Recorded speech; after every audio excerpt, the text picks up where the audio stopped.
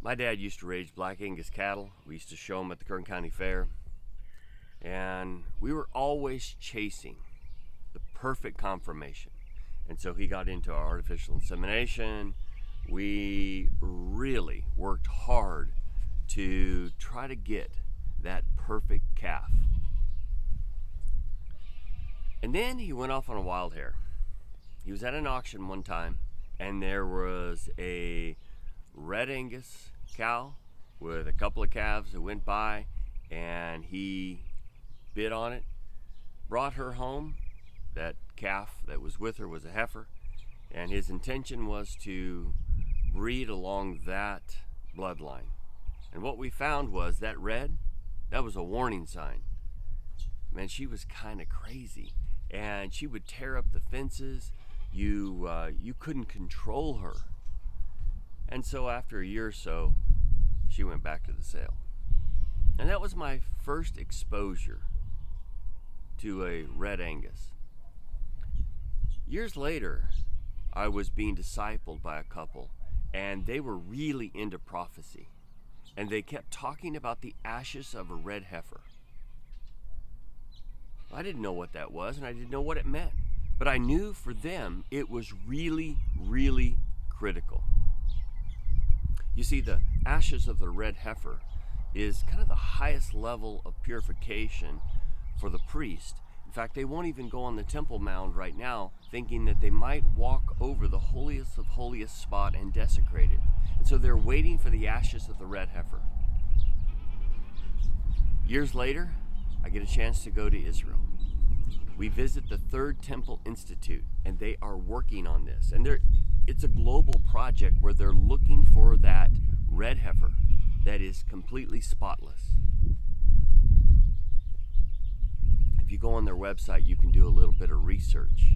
Third Temple Institute, where they're at and what's going on. It's very interesting. So, the red heifer.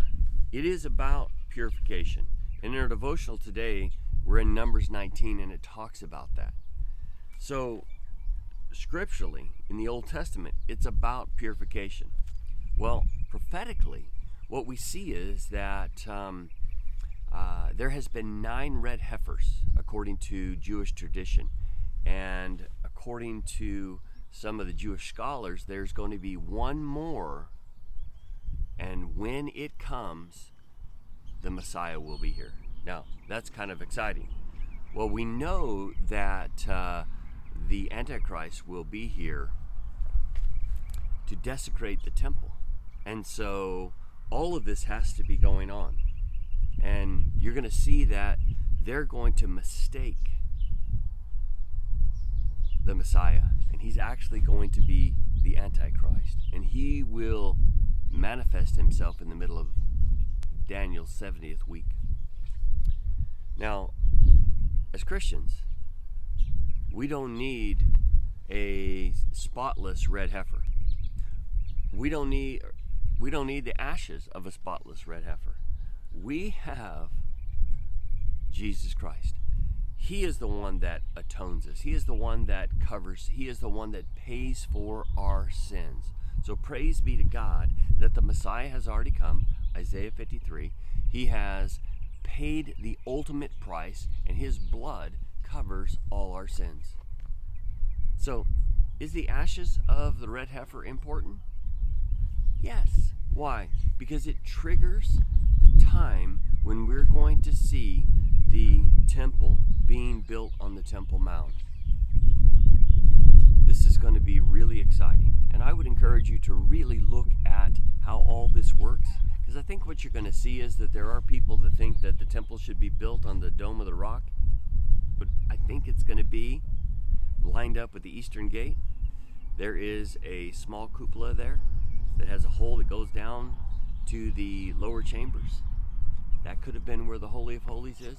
Do a little bit of research, and you're going to see that maybe those can coincide. And so we're going to have this kind of a little treaty thing. As you can tell, it's very exciting. I want to keep talking about it, but I want to let you go. Go do some research. God bless you. Thank you so much for tuning in.